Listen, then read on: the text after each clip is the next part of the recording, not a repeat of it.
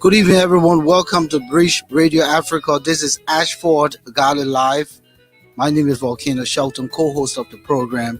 Our host, Ashford, will not be with us tonight, but I will be here with two important studio guests to discuss the speech of President George Weah. He delivered his fourth annual message today to the House of Legislature that comprises the Senate and the legislative branch, meaning the legislature of the lower house. A very long speech, so I have two studio guests who will be weighing in, looking at the pros and cons of the speech.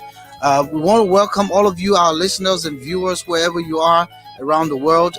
This is Ashford, Garley Live, British Radio Africa, right here with you this evening. We want to quickly recognize our local chat or radio stations in Liberia that are broadcasting our program right now.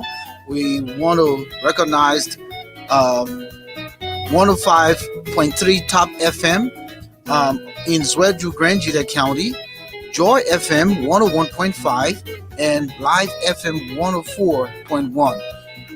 If you're in Liberia, we want you to invite a friend, like Ashford always say, and I like that.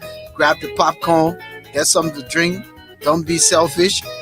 Invite a friend and let's hang out tonight. We don't have our man tonight, but we promise to do well by you. So welcome to British Radio Africa, Ashford, Garley Live, Volcano Shelton.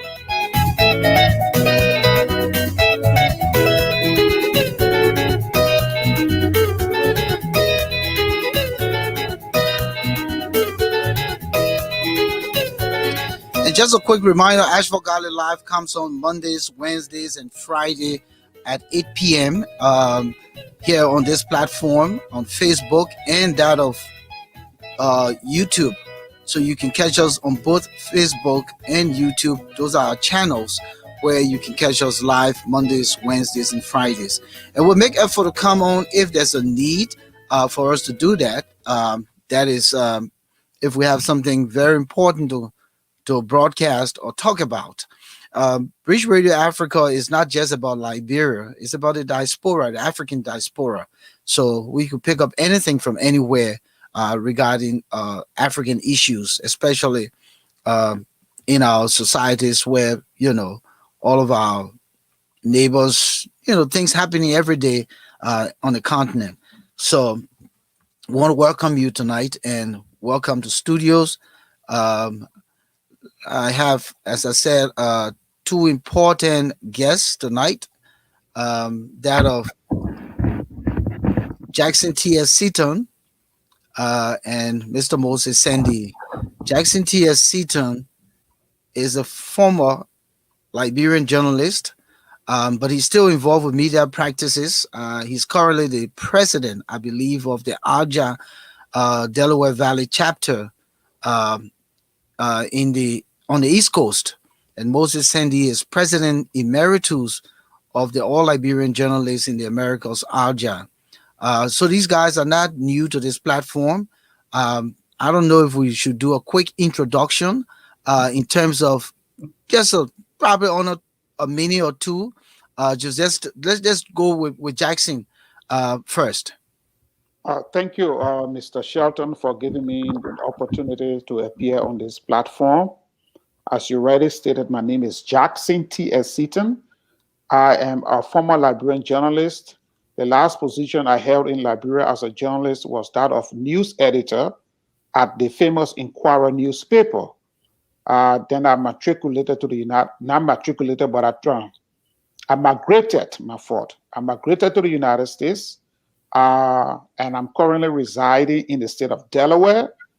I work for the School District of Philadelphia, and I'm also an adjunct professor at the Community College of Philadelphia. I'm also involved in the work of Liberian Journalists in the Diaspora. We have this organization that you already stated the name, ALJA. I'm currently the Delaware Valley chapter president of ALJA. Thank you. So Moses is not any stranger, so we're not even going to go talk about his profile here tonight. But we quickly want to recognize the presence of Sylvester Constance, November King, Martina Bioplu, We also have Josefa Shad, Thomas, and Carney D. Cooper. Continue to invite your friends. Let's have fun. Hopefully, all of you watching can chime in. We also want to recognize those who are celebrating the birthdays today. We say happy birthday to you. Long live your life and many more of such an occasion. We also want to congratulate those who are celebrating any anniversary, whether wedding or whatever. We just want to wish you well here on Bridge Radio Africa. So, gentlemen, today President Weah delivered his fourth annual address to the 54th session of the National Legislature at the Capitol building. And so if you see in the background, I'm sporting the Capitol building here on Ashford Garley Live tonight. We're going to dissect the speech. We're going to look at the pros and the cons. But some of the things I wanted to just quickly look at, I thought, honestly, the president did a good job with acknowledging the guests, because it was the beginning of the speech, acknowledging the guests in the hall, meaning the legislature, the vice president, the associate justices, members of the diplomatic corps, and the audience. So his tune was much calm and it was on spot. I mean, a few delays and missteps there, but overall, that segment of the speech was good, which was the introduction and acknowledgement. I thought the speech was very long and heavily worded, particularly during the portion that had to do with the fiscal aspects, like talking about the numbers. He struggled to pronounce certain figures regarding the budgets, the debts, the expenditures, the goodwill money that was given to the country. He did too much word counting. One could see that he was struggling. And then later on in the speech, you could see the fatigue, and the speech kind of like was slowing down, long pauses, and he would struggle to find his sentence, maybe like looking at the line to see which paragraph he just read and then trying to find his sentence. The audience appeared to be kind of sleepy, there wasn't much jazz, to say the truth, except for the African horn that was being blown by someone in the audience who will acknowledge, if there was something critical he said that warranted some kind of cheer. But both of you listened to the speech, and I don't believe that it was just one time. You may have listened twice. So let's go back to the speech. Give me your first before we start to break down the speech. I gave a summary of what I saw. You tell me, Jackson Seton, what did you see, just in a quick minute or two, about the overall speech? Well, I think, Mr. Shelton, you said it right. The president did his best under the circumstances. But as you already stated, there were long pauses. There was some point where there were some missteps and what have you. But, I want to go further than that by looking at the preparation of the speech. I mean, the president has speech writers. The president does not have the responsibility to sit down and write his speech. He has people that are being paid by the Liberian people to do this kind of job. They should have written that speech clearly. They should have prepped the president, and they should have allowed him. He should have rehearsed the speech. And it is not new. It is not something that is strange. All presidents, all important people around the world before they deliver major policy statement. They prep, they prepare themselves, they have their aides that help them and prepare them, and before they can go and deliver, because when you deliver, you want the people to be energized. You understand? And as you already stated, the speech was wordy. It was too long. There are so many things, and I'm sure a lot of people got confused from the long speech. And I think it goes back to the idea where there is a need. And I mean, I'm just saying this, but the president does not have to do this. But there's a need for the president to constantly hold press conferences and highlight some of his agenda to the Liberian people, rather than waiting for a whole year to summarize everything that you have done in a year in maybe 2 hours. It's tedious. So that means we can hope that the president will begin to Yeah. do that, engage the public more rather than stay mute for a whole year and then come and want to, you know, present everything that the government has accomplished plus more in one speech. Moses, what's your take? Uh, I would like for us to do this first. There could be people on this broadcast getting to meet me the first time. They have read my work, they have followed my work as former president of Aja, but I think it's important to give them some background information, since it is But you're already president of Aja, Moses. You've been here many times. Oh man, you're not a strange name. Let's so just shoot. What you thought about the speech? so you don't want the people to learn a bit about me. The But people let know me you, just Moses. put it out there quickly. Okay. I'm just like you guys, like Mr. Seaton said, the three of us on this broadcast tonight are all retired are all retired Liberian journalists. For Canada, you and I worked to years. I mean, we worked at LBS for several years before we relocated to the United States. And Mr. Seaton and I covered the national legislature. My last position, at LBS was editor in chief of the News and Public Affairs Department. I'm a career journalist in the United States. When I came, I made a career change. So I'm into social work administration now. I work in the state of Delaware with many years of experience in the business. So it's pleasing to be here tonight. Now, back to the question. As a social worker, I want to come from the strength perspective first. Like you guys said, the speech was limited, and Mr. Weah tried his best to present, what he had, uh, in a package. I want to agree with the two of you that the president was ill prepared. And another thing that I would like to note tonight is that unfortunately, Mr. Weah is a terrible public speaker. He struggles articulating words. His presentation today was terrible. I mean, I don't mean to be condescending or to put the presidency down, but like Mr. Season said earlier, the State of the Nation address is not a spontaneous event. It is not something that someone just take the phone and call you. So, oh, you have to speak in the next 30 minutes. A lot goes into that. And I was disappointed that Mr. Weah mounted a podium without knowing the content of what he had to present. A graphic, Did you see that? Did you see that because of the delivery? the delivery was terrible. And let me give you a graphic example.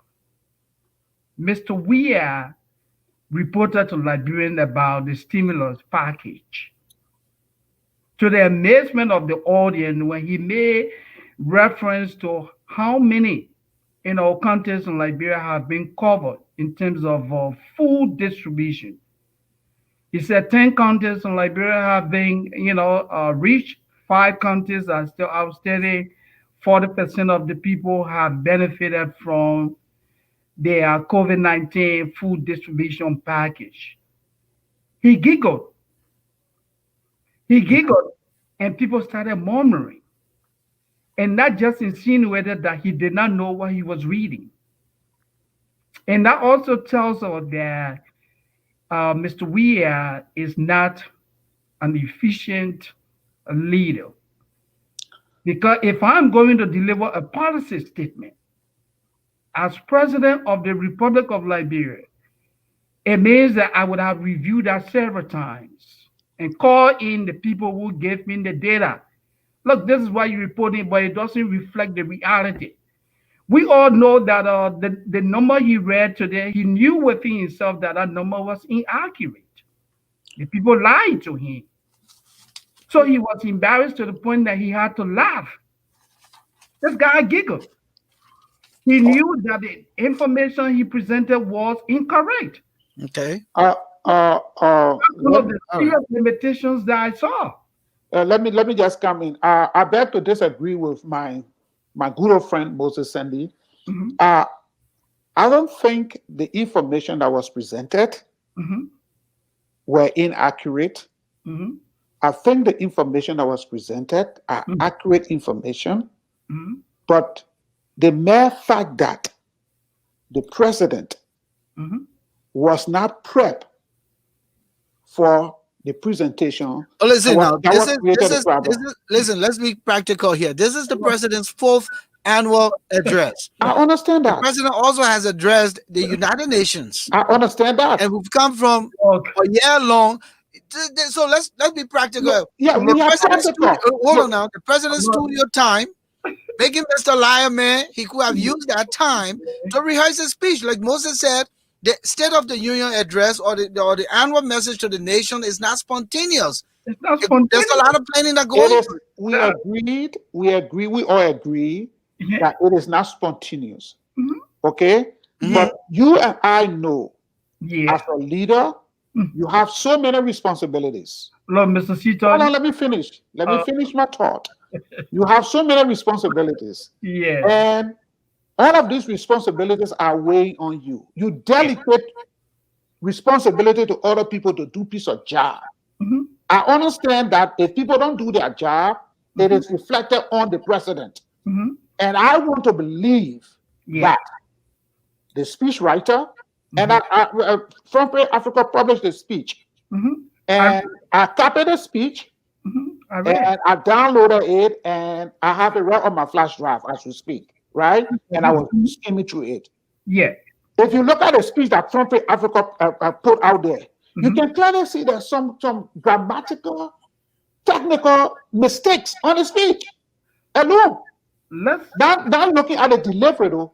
If you look at the speech itself. So what are you trying to say is why it is true that the president struggled to deliver this speech. I think that his officials, they didn't serve him well. Okay, so let's I want to cast that blame on the president. I want to cast that blame on the people that prepared the speech for him. Okay, let's stop. Mr. Sheldon, let me just disagree with my friend and brother. Okay, just use a minute quick. Yeah, when you gotta go on. Being an efficient leader, it means that you monitor, you track, you get involved. This is about the presidency. Like I said, they did not wake him up one morning and say, hey, you have to do a state of the nation. He knew exactly that he had a significant, task to perform. I will not blame the speech writer. I will not blame people in his office. I will blame the presidency. It means that he's not on top of his game. He doesn't understand what he's doing. That's why he showed today. How can you as president of the Republic of Liberia, reading a report, reading a speech that reflects the activities of your country, and you get to a portion that you're literally giggling because you don't believe what is in the report? It means that you fail Liberians. Uh, Mr. Weah is not on top of All his. right. Okay. and Okay. I beg to disagree, but But there's no need of let's go disagree. You on. already We made can your go back point, and forth. Jackson. You made your point. You Yeah. blame it on the speech writers. You said it ill prepared the president. They wrote a speech that the president could not even edit and draw a line through. I mean, Yeah, come on. And the president has a master's degree. The yeah. president is called Dr. George Weah. Yeah, but Let's be practical here. notwithstanding, And this is not his look, first speech. Now, I will give this Jackson. I will give the credit to the president if it was just his first speech. But this is his fourth annual address. But Mhm. there are some things that the president did outside of leadership, Yeah. playing soccer on the sidewalk, what you call it, making music, Producing music. that has nothing to doing do some with things that were not, that has that nothing he to could do have with used the those time. delivery of his speech. You can play soccer. You can go into the studio. You Okay, can do a recording. When it is time to do real business, you do real business. so But then again, in the part he failed president to do is real one business. individual. He has a team of people working with him. So we Okay, have to understand that too. all right, We shouldn't we put got all that the blame clear. on the Let's not stay president. on this. Let's not stay They, on this.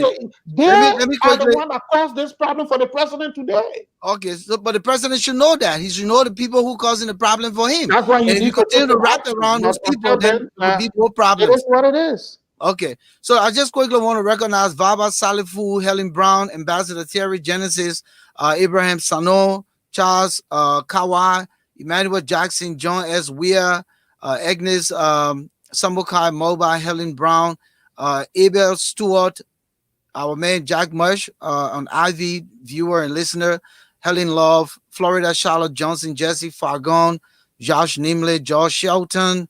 Wait a minute, why the guy doing my name? Samuel Sakama, Helen, I did say Helen Brown and Mr. Mature, always decent. Welcome, guys, to the program, Victoria Cheeks and Benedict Snyder.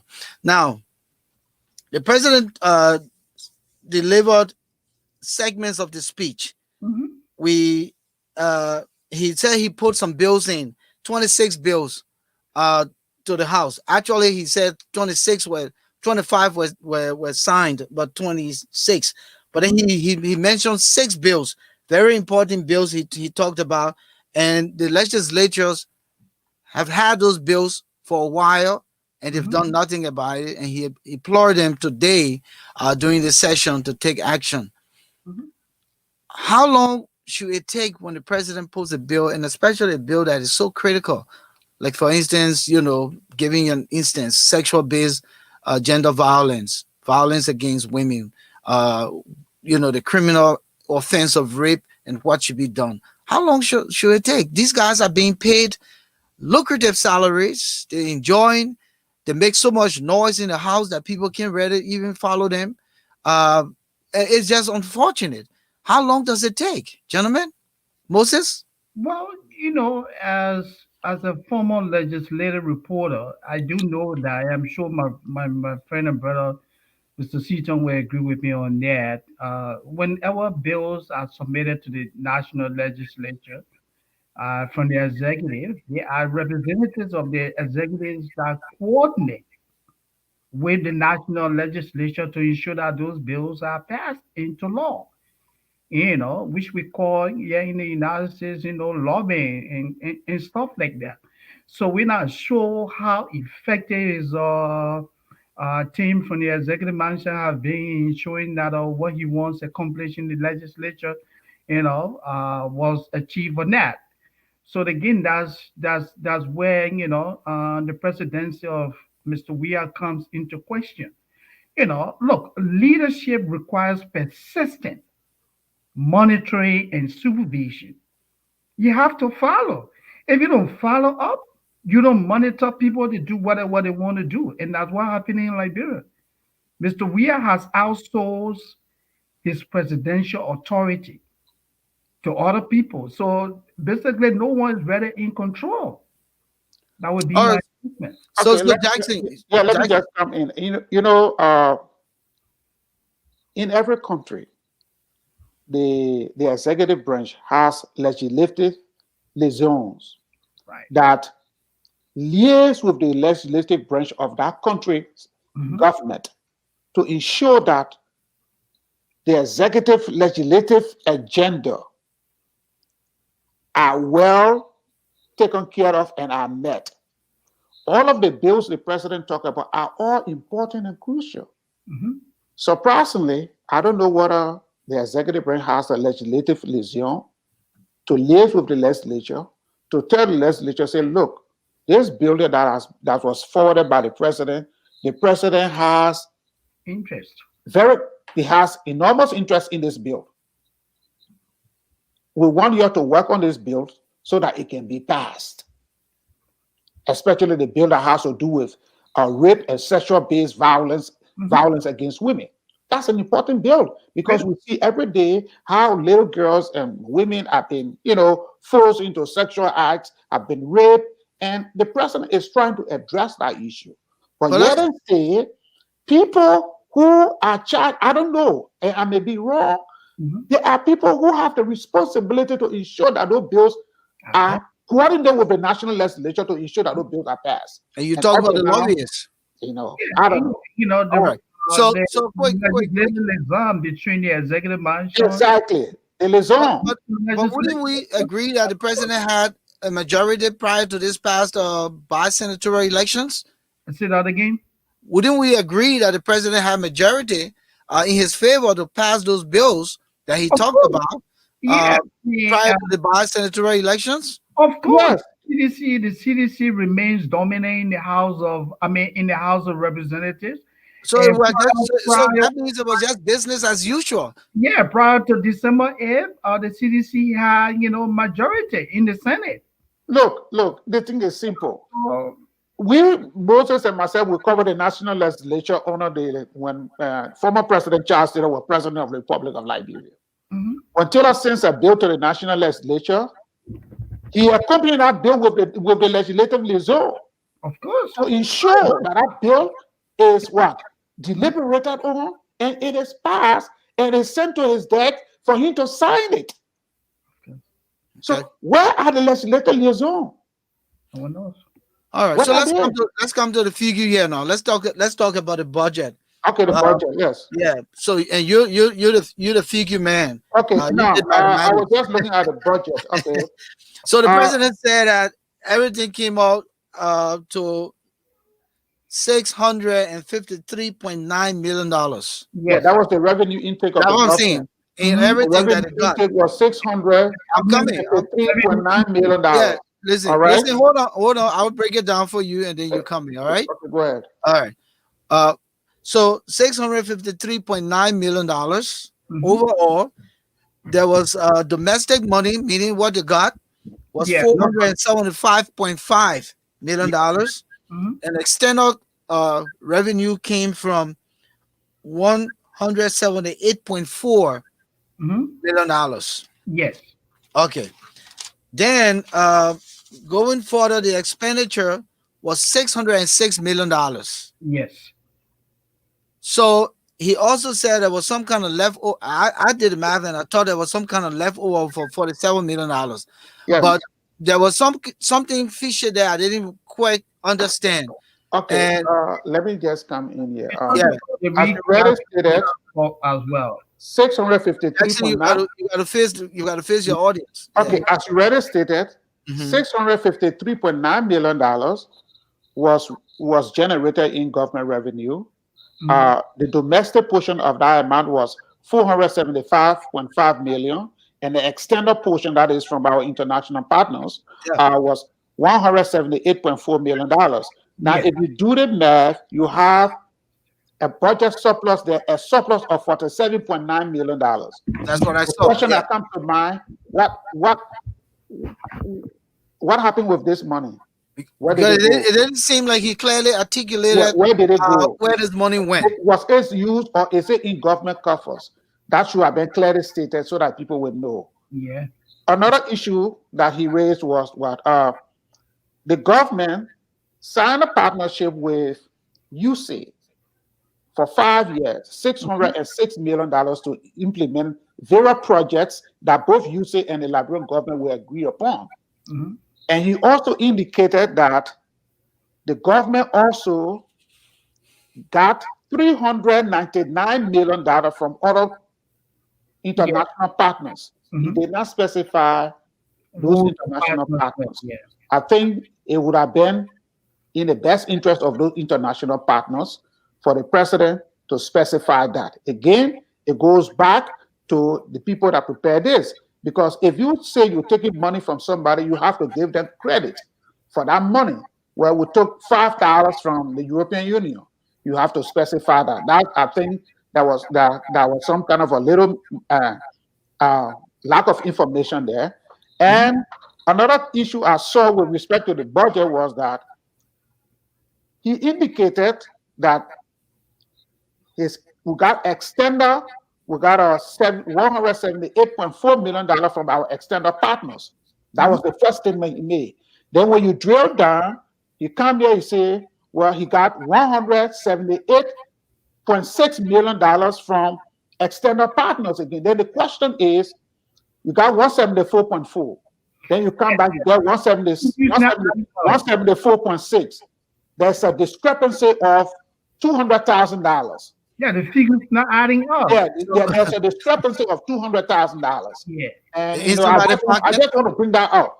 I think that's what I've been clearly stated. Now, where does the $200,000 goes? And, so again, then it goes back to what we were saying from the beginning. It will bust up my argument. The people that prepare the speech did not do the president well. But the president should be able to distinguish. The man was a millionaire. He made millions. So regardless of that, hold on here, man. Hold on, listen. Regardless of that. Yeah, so he's supposed to see discrepancies in figures. Regardless of that. I don't think he did the president well. Look, Mr. Shelton. Yeah. We need to tell Mr. Seton, he's picking fight with the president's staff, I think, unfairly. The state of the nation, Mr. Seton, it is nothing that happened spontaneously. It's not impromptu. It is well planned. Mr. Weah had the opportunity of rehearsing what he presented today for several weeks. All we can say, he lacks the ability to comprehend what he presented. I don't want to agree with that characterization. Mr. Weah lacks the ability to comprehend what he presented. I don't want to agree with that characterization. Yeah, and a good leader, Mr. Seton, in public administration, when you are going to do those kind of a delivery, you review the materials. When there's a red flag, you call in the individuals involved. You said, look, you reported that this is the figure, but I see inconsistency here. How do you reconcile this? I see that you're telling me that, hey, we gave food to 10 counties, but the reality of things in the country don't suggest that. How do you reconcile this? And Mr. Weah is telling us he mounted a podium with all these inadequacy, all these doubts. He mounted a podium to read that. And he got to opposition. He himself indirectly admitted to the public that he was lying about some of the things that he said. So what do you blame? You blame him, Mr. Seton. You don't blame your supervisees for your inadequacy as a supervisor. No, you don't. And maybe, and I don't want this to be a dialogue between. All right, listen now. Listen, Seton. Yeah, go ahead. And Moses, let me be clear here tonight. Yeah. You are defending the people, the president, based on the people who work with him. Yeah. Mr.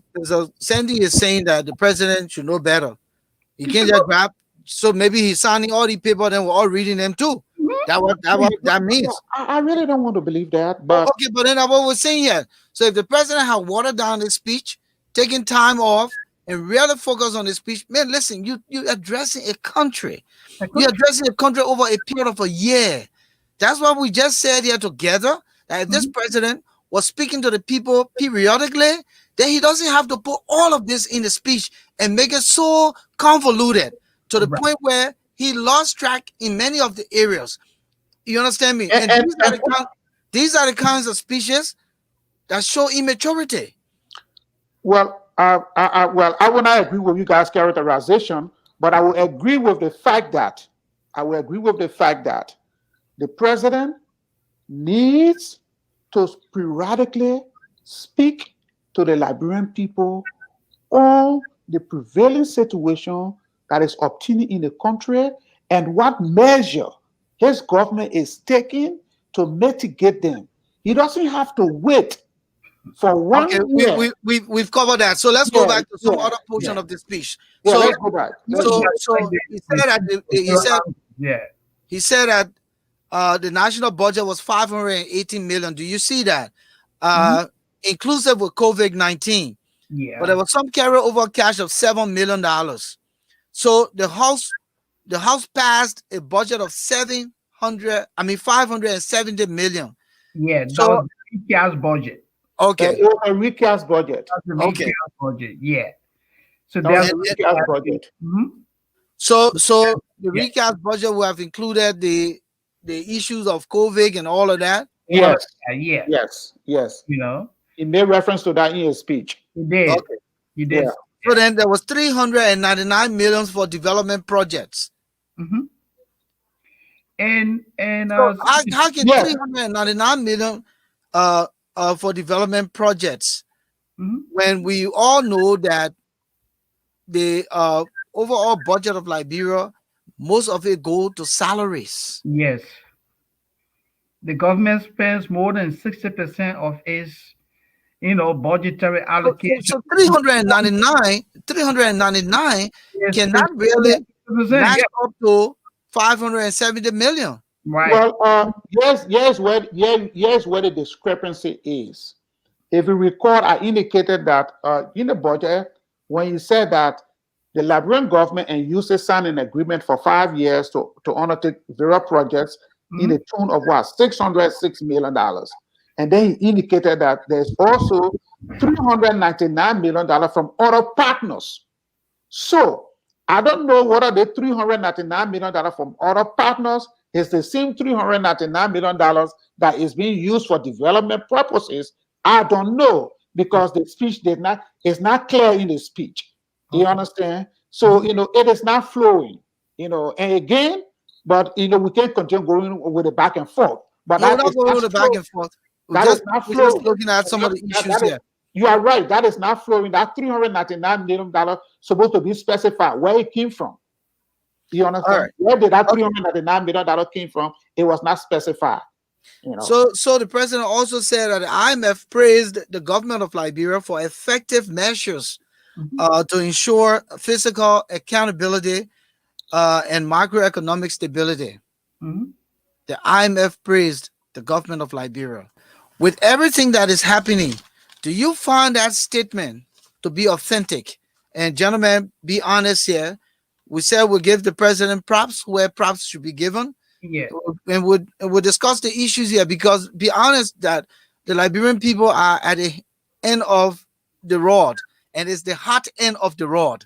Mhm. It's not the cold end, it's the hot end. So let's understand that piece right there.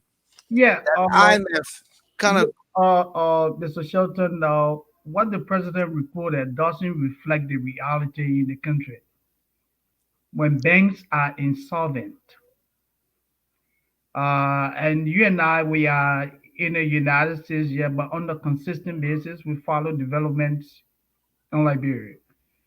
When people are on a regular basis in the street protesting because they have not been paid for several months, when basic goods and services are not being delivered at medical institutions, educational institutions, and the president wants us to, to think the other way, I don't know. Moses, let me just come in. I think we will discuss. Let us do it step by step. We Yeah. will discuss in the health area. I think Mhm. Volcano left, and maybe he's coming back. I'm still here. We'll discuss the health area. We'll discuss the education area. But let's look at this budget here, and Mhm. from the monetary aspect of it. I think the $48 million the president is talking about, it is true. It was reported by Front Page Africa that the IMF gave the Liberian government $48 million for budgetary support. And in giving that $48 million, the IMF also praised the Liberian government. It Mhm. was because of the measure that the government took with respect to the benchmark laid out by the IMF. That's why the IMF approved that Yeah. $48 million. But again, Mhm. if we look at in the broader context of the Liberian economy, Yeah. if we look in the broader context of the Liberian economy, what the IMF is saying does not reflect the reality on the ground. Yes. And even though the IMF repressed the government, let us be clear on that. The Yeah. IMF did praise the government. But I when we're looking at the entire economy and the broader context, never. with respect to what the IMF said, whether it is trickling down to my brother who is in Newtown, Mhm. and that does not reflect the reality. It doesn't. Okay, It so yeah, Focano, I'm look. here. You you just know, look at the yeah, inflation in the because country. quite frankly, and the president made a very good point. Mhm. He said there is confidence crisis in the banking system. He was right to say that. Mhm. Absolutely. Yeah, he was very right to say that, and I want to commend him for saying that. That's excellent. That was Yeah. good on his There's part. confidence crisis in the economy, the banking system. As a result of that, 90% of the Liberian dollar banknote is not in the banking system. It's outside of the banking system. So And so this, let me pause you there quick. let me finish. Okay. This problem did not start with the George Weah administration. It started on a previous administration. Mhm. Now, the question that I have is, if there is a confidence crisis in the banking system where people don't feel confident enough to put their money in the bank and they are hoarding their money, what Mhm. is the government doing To- to address that? Yeah. What is the government doing to restore confidence in the banking system? The banking system. Yeah. Because if So you, if you want to restore confidence in the banking system, you must give people incentive to take their money back into the bank. But look, Mr. Sito, quickly, to build confidence in the banking system, and like you and I, yeah, we have direct deposits. We make regular deposits into our accounts. When you swipe your ATM card, it doesn't bounce back. When you go to the bank to make withdrawal, funds are available. As a result, you have what confidence. But if Mr. Seaton would go to the bank in Liberia wanting to withdraw, say, a 5,000 Liberian dollars from his account, and the teller tells him, oh, well, we can only give you $200. How is this guy going to build confidence in the banking system? So when this, and you're right, Moses. So yeah, so if you come to think about it, yeah, I don't want us to sway off, what we're talking about here, and we yeah, already give him the credit that yeah, there's a serious need for some overhauling of the banking system to yeah, bring back credibility to the banking system because it's horrible. yeah, People can only trust a bank that will keep their money, and when they want it, they can get it. you can If get they it. can't get it, then of course they'll start hoarding money, and that's why the business people are the ones who really taking all the money and Mhm. putting them in places where, when they readily need to use it, they don't have to go through the hurdles of getting it from the bank. That is Obviously. But let's come. that is the reason why But the government, and I think the president made mention of that, that the central bank is employing some other measures to restore confidence in the banking system. But they need to do that fast. They need to do that fast because, quite frankly, the situation in Liberia is hurting the economy, is hurting everybody, is even hurting the government. You understand? The government cannot generate the needed revenue it wants because there's no money in the bank. And there are so many issues affecting the banking system, and the president alluded to that. So we see what the central bank will do. But actually, by right, Liberia, we shouldn't be having a confidence crisis in the banking system. People should feel free when they deposit their money, they should be able to get it. Of course. And the people that are hoarding the money, we know them. We But, know them. all right, so you're not gonna go Yeah, break people's doors down to get the money. But the let's take a businesses quick are hoarding the intermission. money. Jackson, let's take a quick intermission here. I quickly want to recognize our compatriots on the grounds who carry our broadcast live. That's Top FM 105 101.3 in Grand Jita, Zwedru, Grand Jita County. We have Joy FM 101.5 and Live FM 101.4. Uh, Again, tonight, if you're just joining us, this is Ashford Garley Live. Ashford is not in studios with us tonight. He has some pressing issues to take care of on behalf of Bridge Radio Africa. And so I'm Volcano Shelton, his co-host, hosting the program tonight. I have in studios two guests, former Liberian journalists who are very close to the legislature. They work there at some point, Mr. Moses D. Sandy and Jackson T.S. Seton. So if you just joining us, we want to welcome you, Christine Sirleaf, Ambassador Theory Genesis, all you folks. We see you, Rodney Chesson, Benedict Snyder, Mapla Nikia, Ni Ajay, Rancid Labla. Welcome and continue to invite a friend. Grab the popcorn, like Ashford always says, and don't be selfish. Invite a friend. Yeah. Well, let me come back to you guys. The president said there was a conference held in Liberia. I think it was in September. Yeah.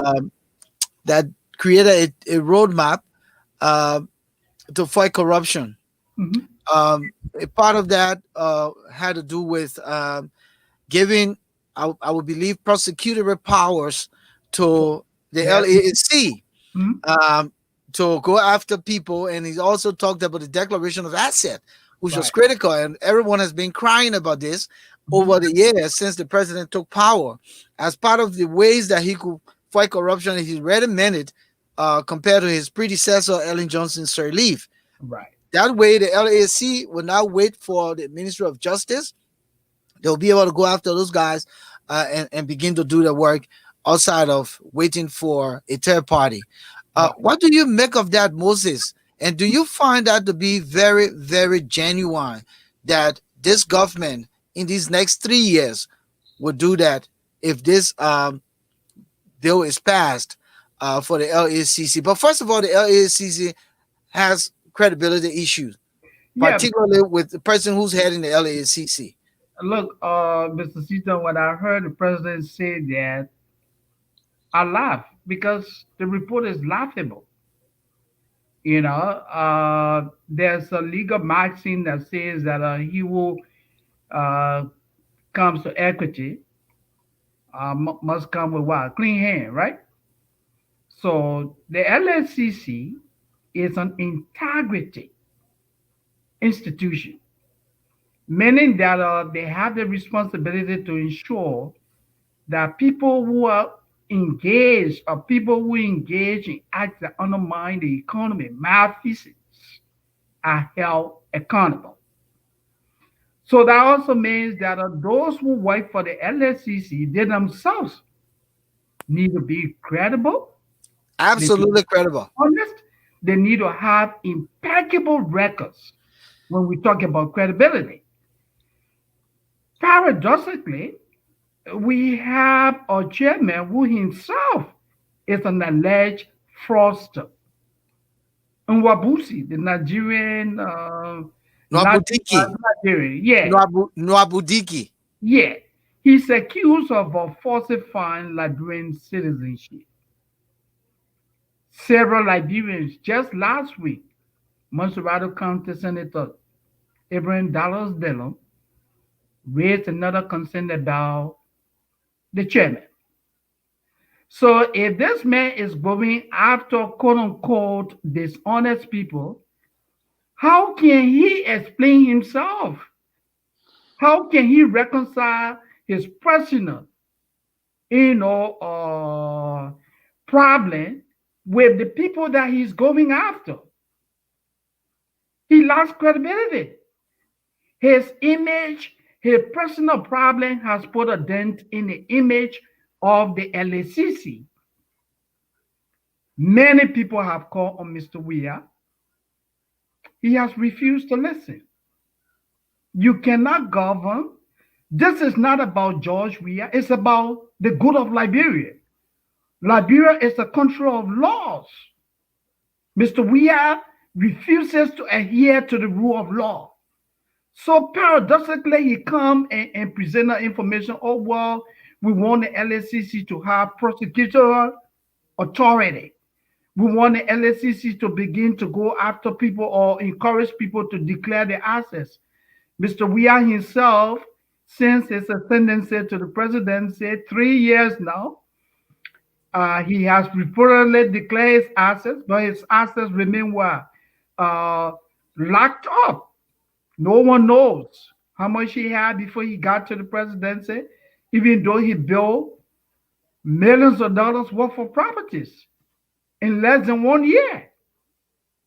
We have an LSCC chairman who himself has credibility problem. So I think Mr. Weah is not ready.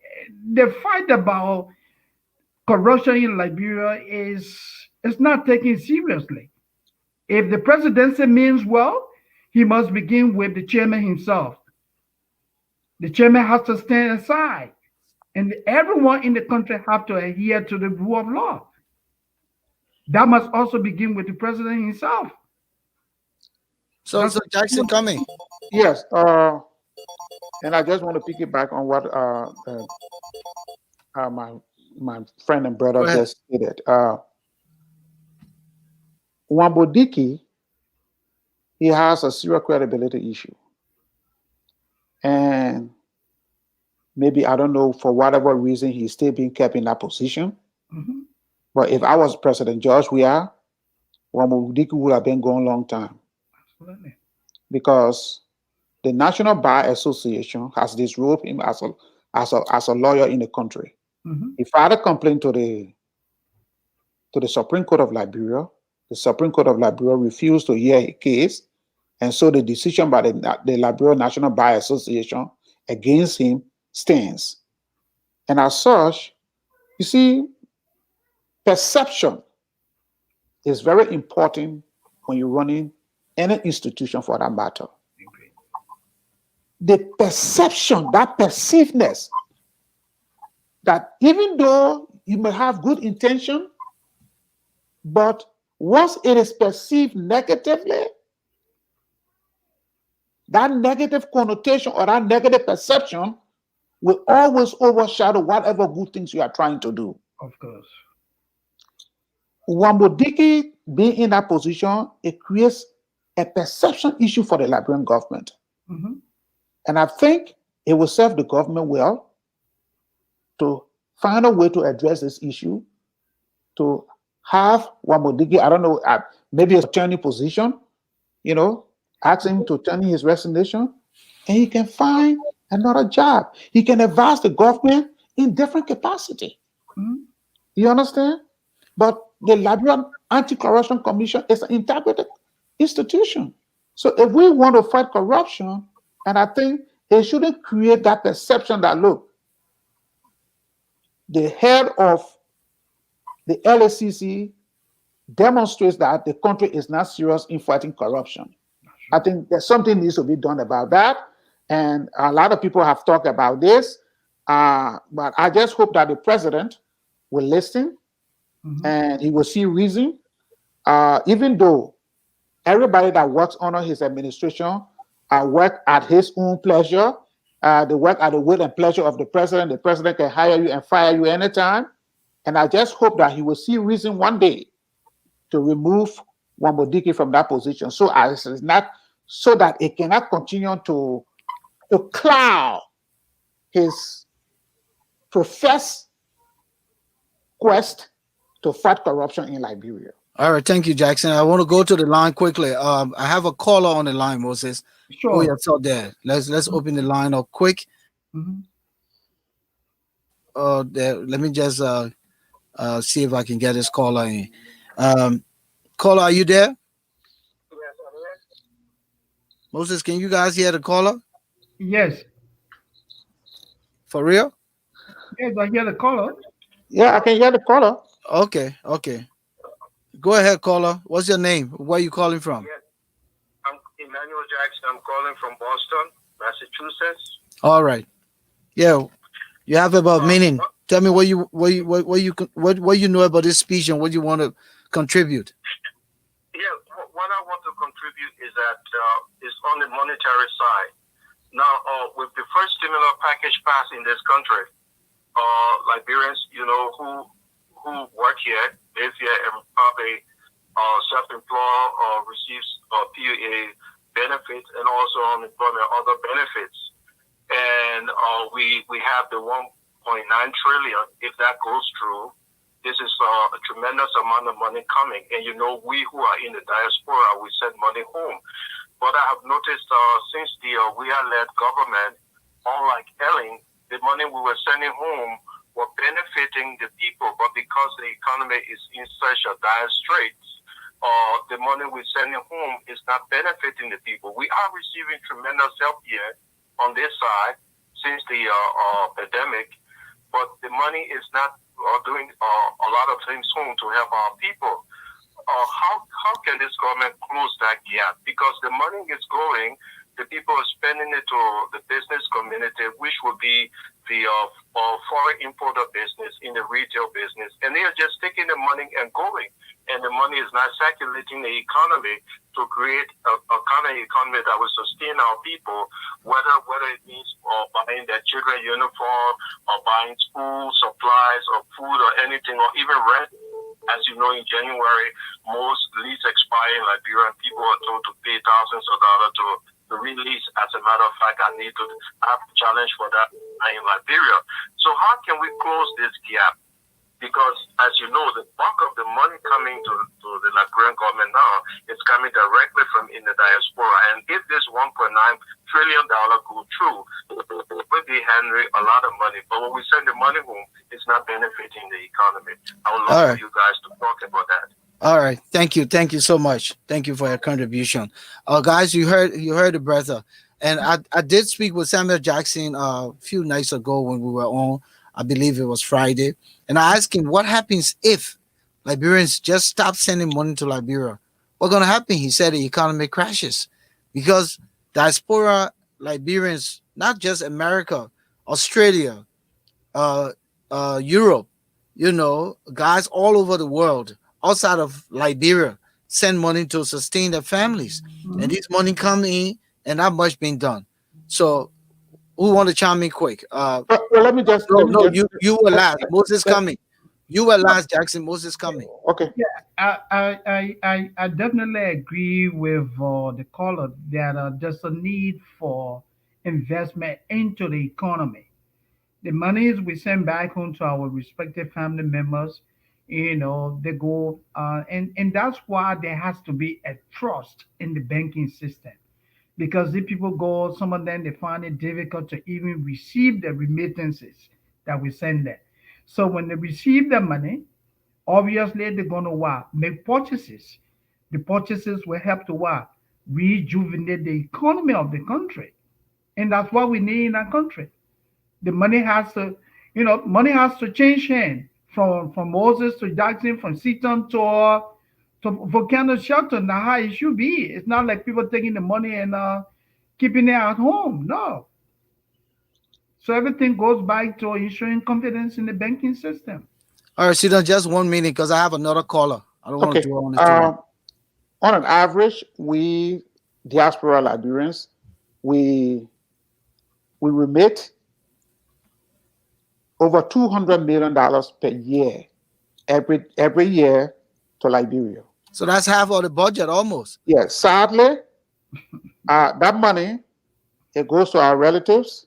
It's being used in the economy, and the economy, I don't know, there's no, the fiscal management of the country is of such that the economy is dwindling and people are facing a lot of hardship in the country.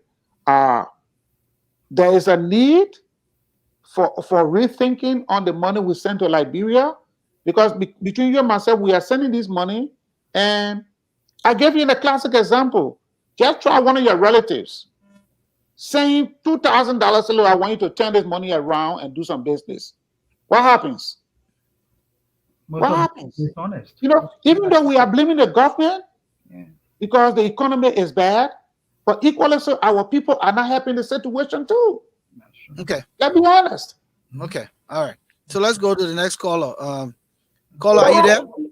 Yeah, I'm here. You ready for me? Yeah. Coming. What's your name and where you calling from?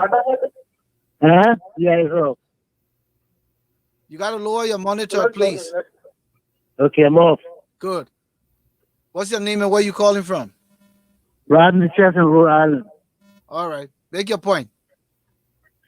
Yeah, first of all, you got dummies running our economy. How can this man help us? I can't understand the man in the first place. Who is this man talking to in the world? And whose Because man you we have a referencing? problem. Huh? Who's the man you're talking about? We are. We Oh. think I'm talking about. We got that dummy ruling our country. This man can't speak, he can't write, he can't read. He controlling our money. Man can't read and write, we know how to control money. Then you come here and talk about our country. You got a dummy and his team ruling our country. Then you're talking about we broke. And the man stealing, everybody's stealing, Ellen stole, he stole. Then you come sitting here and talk the same thing. You're coming at door Weah. I see you. All right. Thank you. So, I mean, Moses, you come to think about it, it's the frustration of the Liberian people. You know, gone 3 years and people keep crying on some of the little things and still you're not fixing it. But let's come back to reality here. Let's stay on the speech. The president talked about he will ensure that these next 3 years he will give Liberians the bread and butter. Mm-hmm. Is there a way to say that he can turn this thing around for another term, 6 years down the road after these last 3 years? And Jackson, coming since you didn't talk the last time, or rather you were last. Okay, coming. I think he has a chance. He has a Do chance. you really think that he means I think he has a people will chance. get the bread and butter? No, hold on, let me finish. I'm asking you. I think he has a chance. He can turn the economy around. He can boost the private sector. He can improve employment, but everything has to be done if fundamental changes are made in the governance of the country. Let me just give you let me just make the caveat. I'm not opposed to anybody that is working in the current Liberian government. I believe all of them mean well. They want to help Liberia, but I believe some of them are not up to the task. I'll be honest with you. Look, Liberia is a developing country. In a developing country, all of the developing countries around us, they put their best talent up there to run their country. With all due respect to Samuel Tuer, right? He's the Minister of Finance and Development Planning. But can the Samuel Tuer pick up the telephone in Monrovia and call the President of the Central Bank of Europe, Christine Lagarde, and she calls Samuel Tuer in? Of course not. You must have leverage. Can the current foreign minister of Liberia, D. Maxwell Komoya, whom I said graduated from the math department together from the University of Liberia, can he pick up the telephone and call Brinkley, the current Secretary of State of the United States, and he calls his name? No. Liberia, we are not short of talent. We have talented people. We have well-connected people that can turn the country around.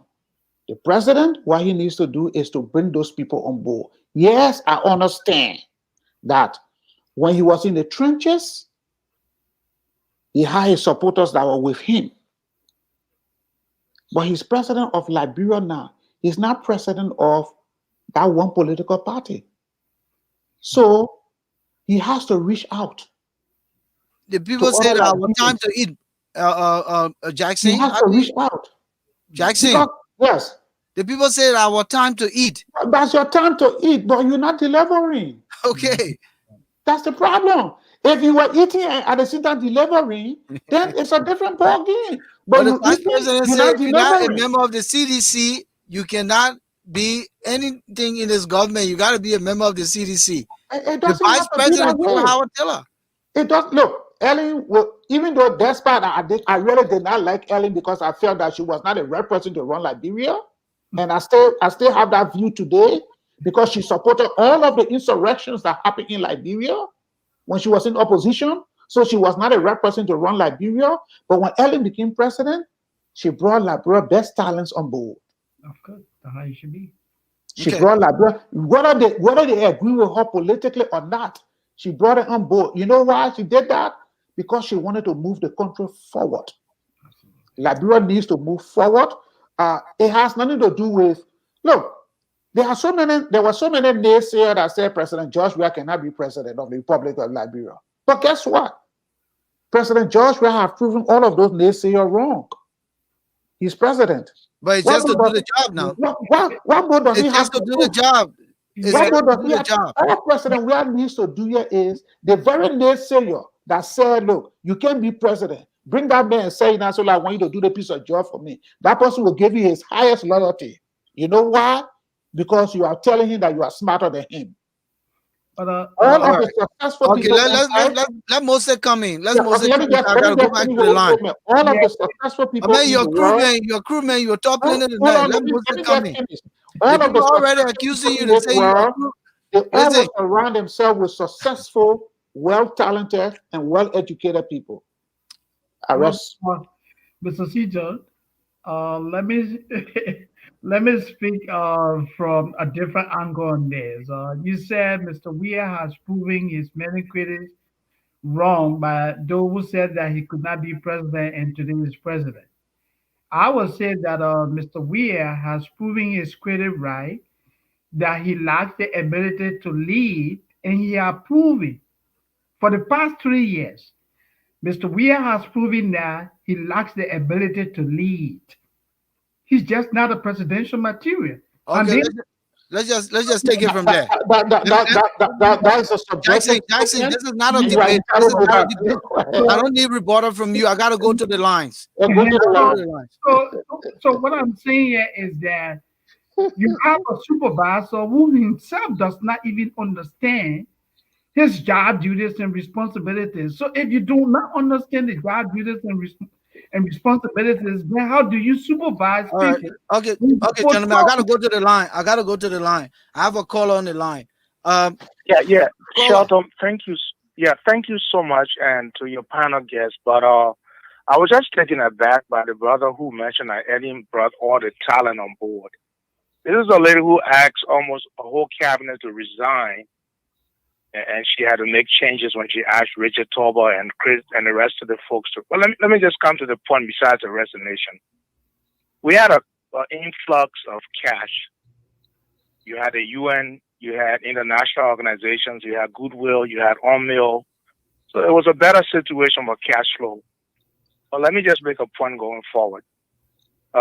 We need to see more policies that are driven to actually affect the lives of our people positively. So all these big numbers, budget and what have you. First thing is, I wanted the panel to even recognize this. How do we come up with a clear plan to even retrieve the mutilated notes?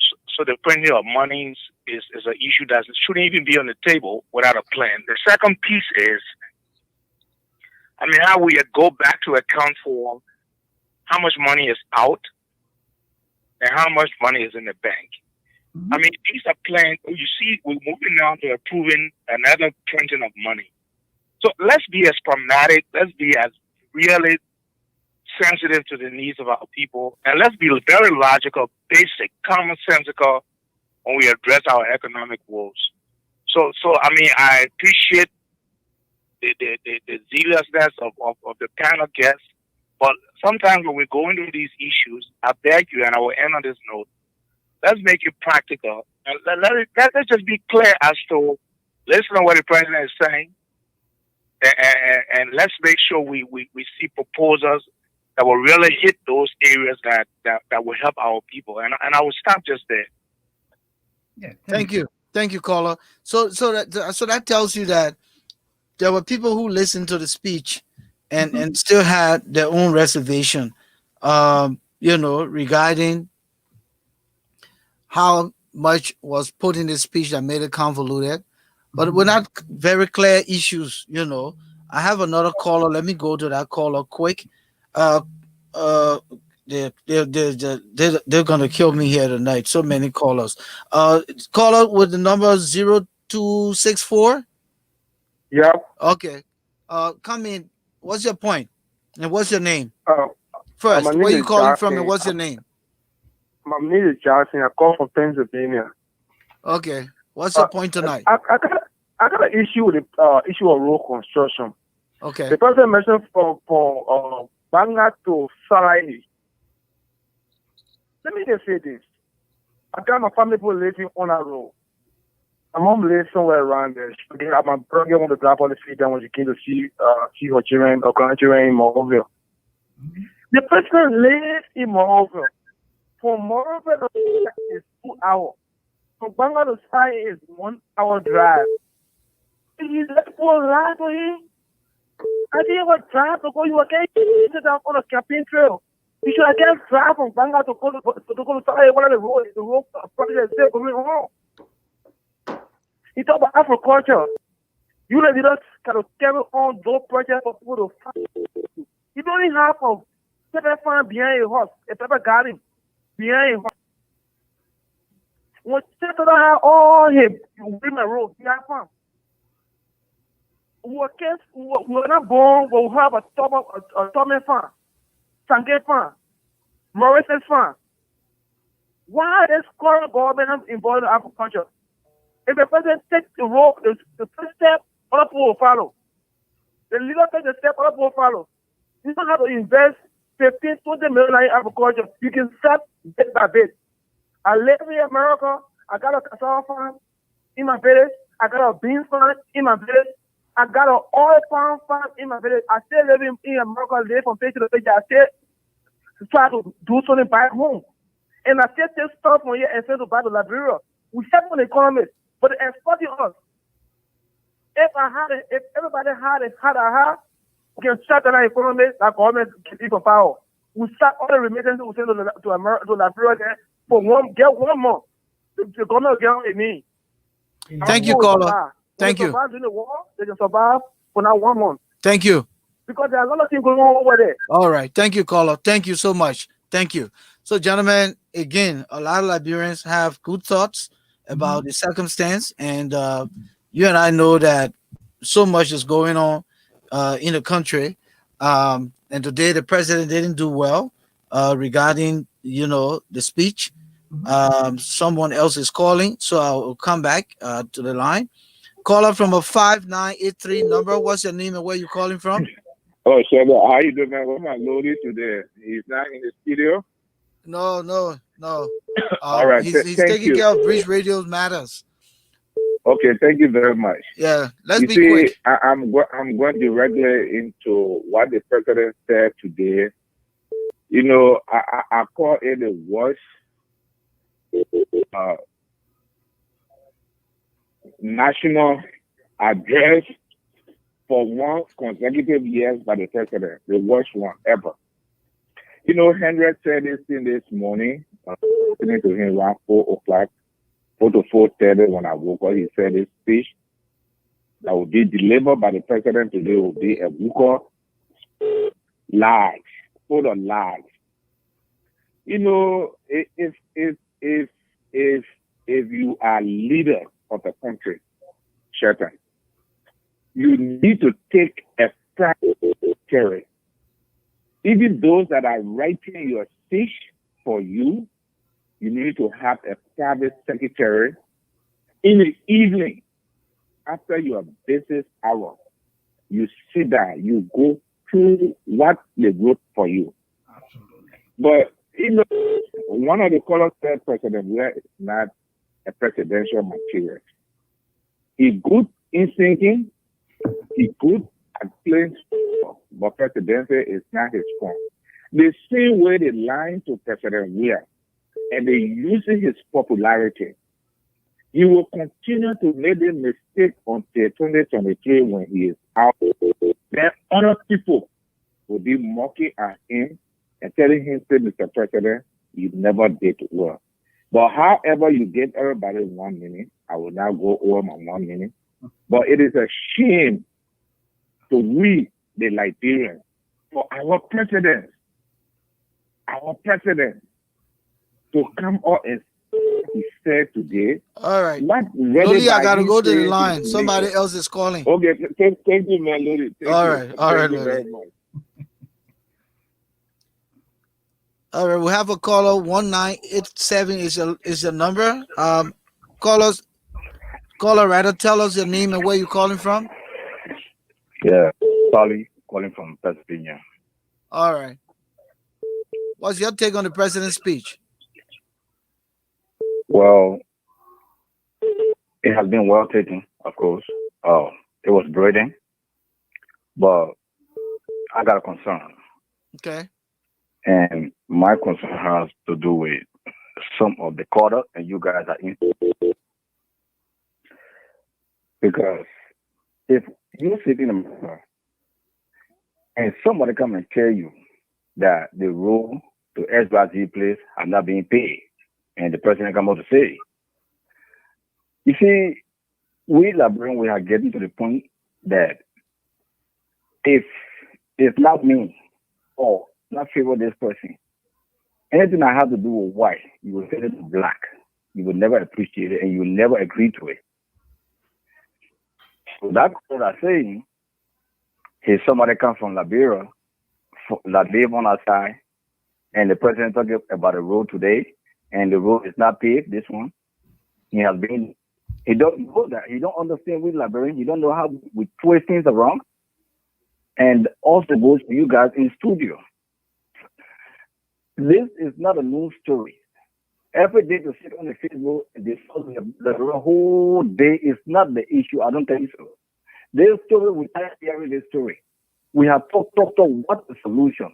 We're talking about solution now. So we're We're not asking you talking give about one solution. Give one solution, caller.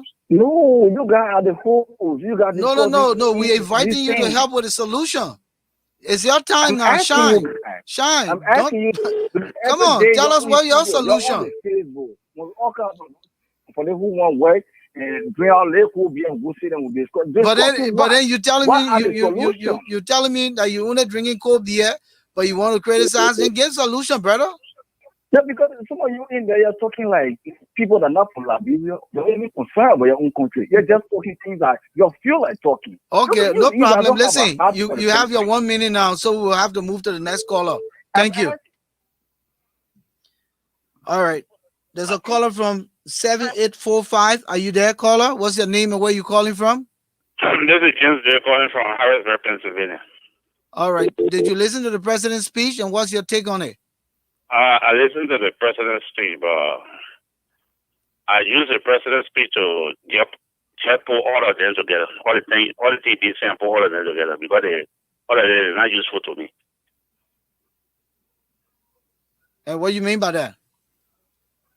A president inauguration speech, a first what they call speech, all the other speech, everything he say there is lie. He never tell the Liberian people the truth. And look at his speech today. He never even praised his vice president. The vice president is not a human organization, but he praised his wife, who just organization get 2 years old. And look at the people that died. He only mentioned two persons, the two representatives, the two crew representatives. He never mentioned the guy that died, the ministers. He never mentioned the auditor then that died. He mentioned none of them. So are they not Liberians too? Were they not working for the Liberian government? You know, there's some Munakeno, and where is it? The one from Sano, where is it from District 2? Nangweslo. Like two people, just listen to the speech. No, he did. He did mention all the people Look at all that these things. He mentioned certain things. Auditors. He never mentioned What's that, certain man? things. The vice president being operating organization, not there today. When she was senator, when she was for a long time, she mentioned the vice president organization, humanitarian something, but he mentioned his wife, who he had put on the government salary.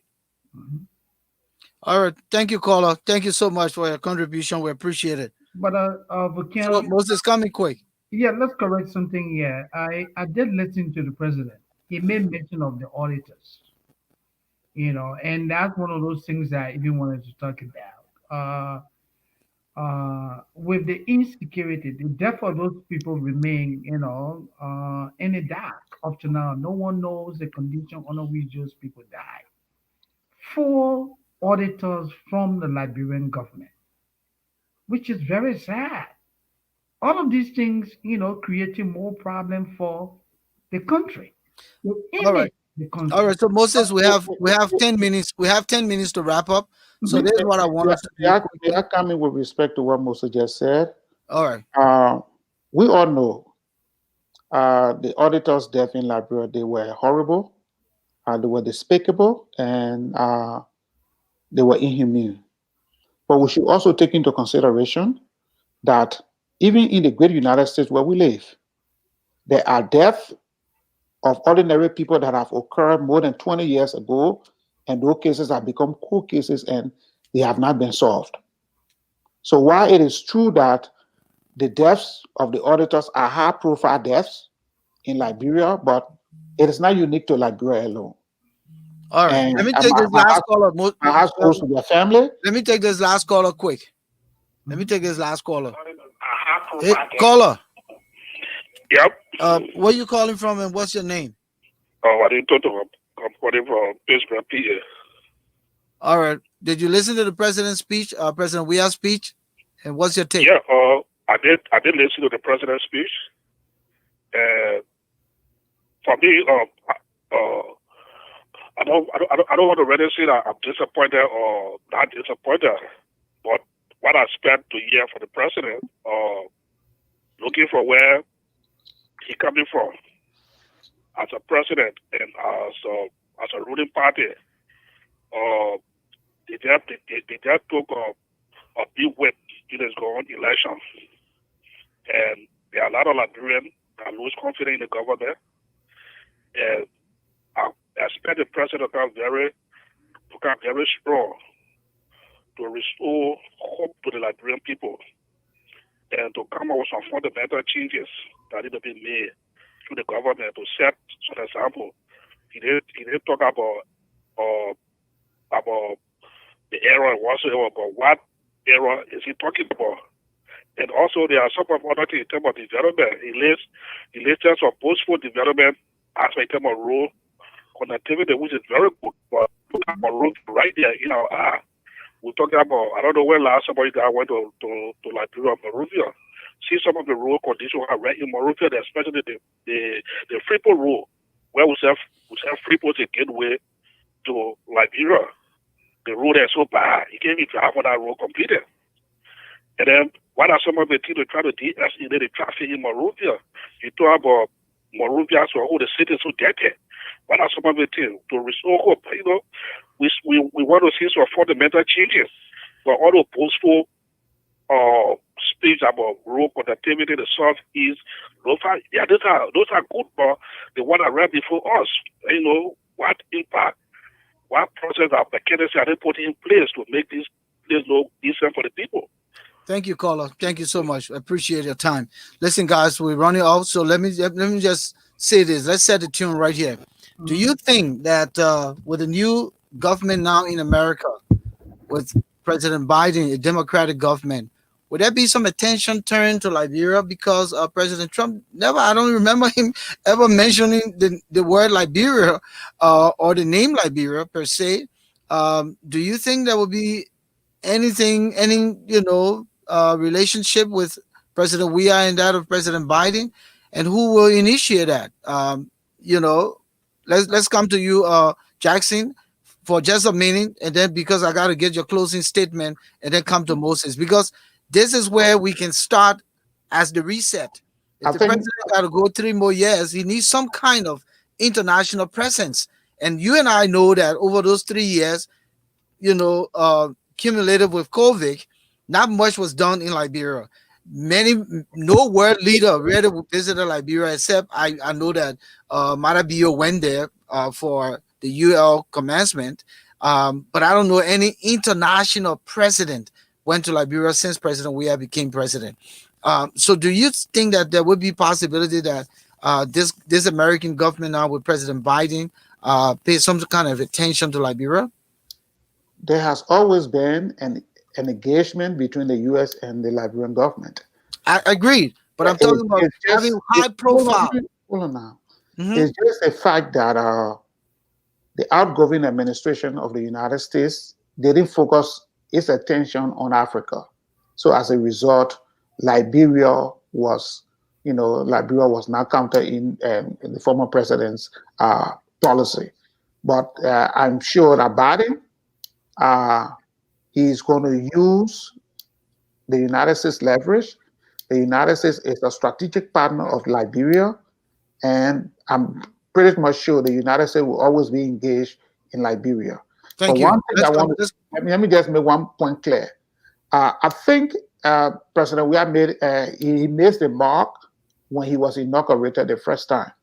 And why do I say this? The delegation that was sent here from America to the Liberian to George Weah administration was low-level people that were sent.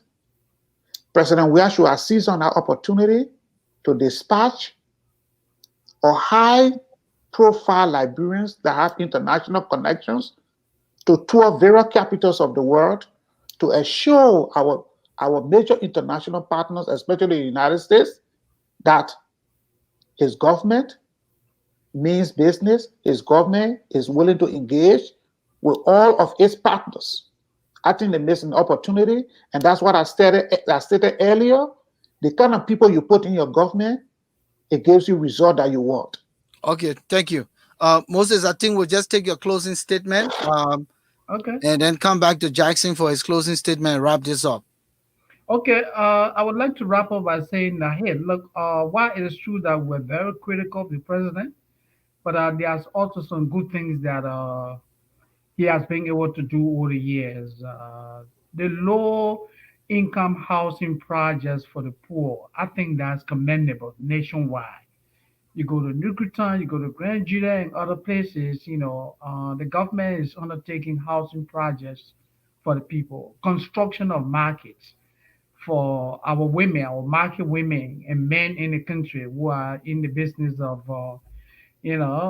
selling goods and services to our people. That's highly commendable. The road connectivity is also good because when you have road connectivity, that will help to what? Improve the economy of the country because goods and services will move back and forth. So all of these things are good things. Now, on the flip side, what I would like for Mr. Weah to do, he has spent 3 years as president. He has to be in control. The last 3 years, he was never in control. December 8th taught him a bitter lesson. Now he has to be the president. This is about the good of Liberia.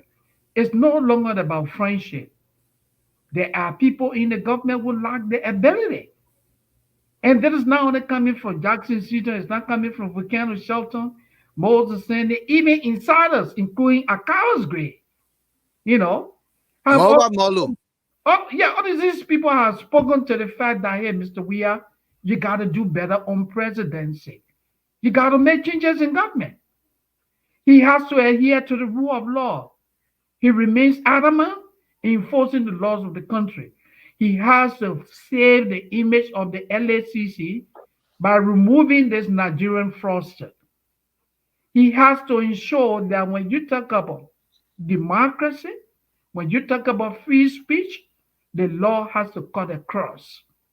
You cannot have one segment of the country in violation of the rule of law, in violation of free speech, and at the same time, you're going after another group of people, like the case with Henry Costa.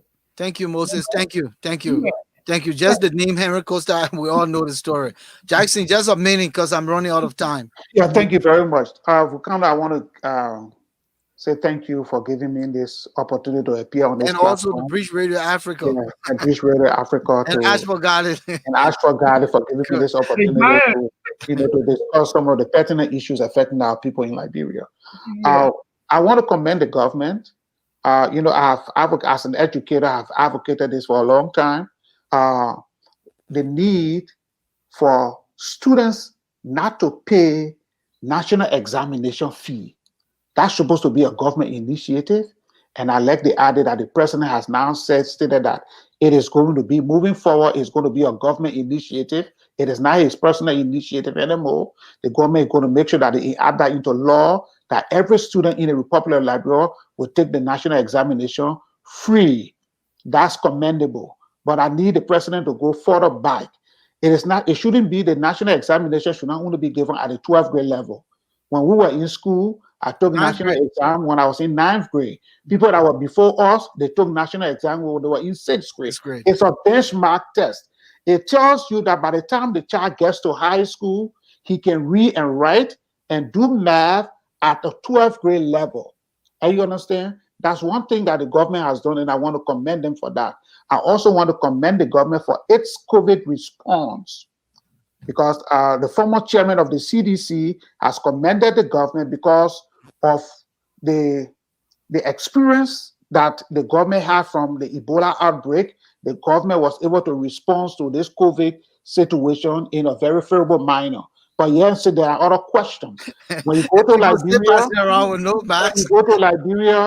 you pay $75 to take a COVID test. You don't get your result. When you are coming back, they charge you another $75 to take a COVID test. You don't come with the result. There has to be a better way. There has to be a better way. And I think the government can do well. And if they listen to some of the advices that we gave here, we are not being critical of the government. Every one of us have a stake in Liberia. We want Liberia to do better.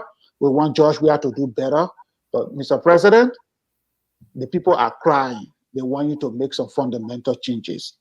So please hear their cry. Thank you very much, Mr. Shelton. Mr. Shelton, quickly, let me just set the record straight here on this COVID. I heard the president talking about the approach by Liberia in fighting the coronavirus is one of the best. Yes, he was commended. The government was commended by the former director of the CDC, Tom Frieden. Yeah, but of this, it was quoted in the Time. We're out of time. Let's let it be. Thank you so much. Thank you so much, Moses. Thank you so much, Jackson. Thank you, gentlemen, for coming in today. We were discussing the speech of President George Weah, his 4th annual address to the nation. Well, we looked at some pros and we looked at some cons. We hope that the president will do better on his 5th annual address. He needs to probably utilize more engagement with the country, meeting the people, as often as possible. And then some of those things can be addressed rather than trying to put everything in one speech to overweight himself. And he talked about fighting corruption, and one of the ways is we talked about here tonight is that he should remove Nwabudike, who is not a Liberian, who fraud his citizenship, and he's still holding that position. And if that position is being held by this guy, it still creates credibility for the LACC. And if we can get the LACC to set things straight, of course, a lot could happen for Liberia in terms of corruption. Thank you so much, all you listeners and viewers, for joining us. I'm Volcano Shelton. We say continue to listen to Bridge Radio Africa. We come your way Mondays, Wednesdays, and Fridays with the Ashford Garley show. Ashford Garley is not here tonight, but we hope that you had a great time with us. And we'll catch you here on Wednesday. Thanks for being there. Good night.